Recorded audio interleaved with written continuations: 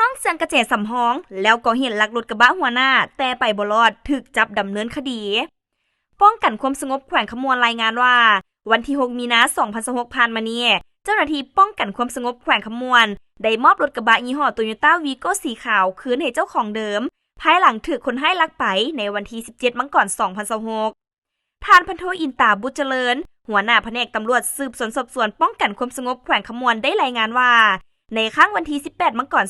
2026ทางเจ้าหน้าที่วีซ่าเฉพาะป้องกันความสงบแขวงขมวนได้รับแจ้งความจากผู้เสียหายก็คือเจ้าของรถว่าได้มีคนให้เข้าไปลักรถกระบะยี่ห้อ Toyota Vigo สีขาวเลขจักร 2KDU 657152เลขถัง MROER 39G 9076 39080ไปทะเบียนกข4318จำปาสักที่จอดอยู่หน้าห้านขายเครื่องที่ตั้งอยู่เขตบ้านปักดงเมืองท่าแขกแขวงขมวนมาฮอดวันที่26กุมภาพันธ์2026จึงสามารถกักตัวผู้ต้องหาได้1คนซื้อเท่าสุทธิสรลาสจักอายุ44ปีอาชีพกรรมกรอยู่บ้านอีไลเหนือเมืองนาไซทองนครหลวงเวียงจันทน์มาดำเนินการสืบสวนสอบสวน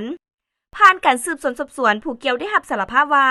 ในเดือนพฤศจิกายน2025ผู้เกี่ยวเคยเฮ็ดเวียกเป็นคนขับรถอยู่ห้านขายเครื่องของผู้เสียหายแล้วเห็นกระแจสำห้องของรถกระบะยี่ห้อวีโก้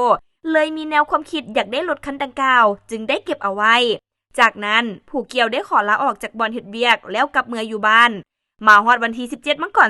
2026ผู้เกี่ยวได้ขี่รถเมล์แต่นครหลวงเวียงจันทน์มาเมืองท่าแขกแขวงขมวนเพื่อมาก่อเหตุลักเอารถกระบะวีโก้คันดังกล่าวที่จอดอยู่หน้าห้านโดยนำใส่ลูกกระแจสำห้องที่หักษาไว้แต่ตอนเคยเป็นพนักงานขับรถภายหลังก่อเหตุแม้นได้ขับขี่หลบหนีไปตามเส้นทางเลขที่13เพื่อกลับมานครหลวงเวียงจันทน์แล้วเอาป้ายทะเบียนออกทำลายทิ่มเพื่อจะเอาไปขายให้คนฮู้จักอยู่นครหลวงเวียงจันทน์มาฮอดวันที่26กุมภาพันธ์2026จึงถูกเจ้าหน้าที่กักตัวพร้อมทั้งยึดของกลางรถกระบะยี่ห้อ Toyota Vigo สีขาวเลขจักร 2KDU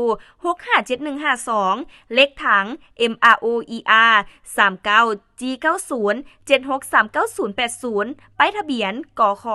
4318จำปาสักมาดำเนินคดีตามระเบียบกฎหมายและมอบรถคันดังกล่าวคืนให้เจ้าของเดิม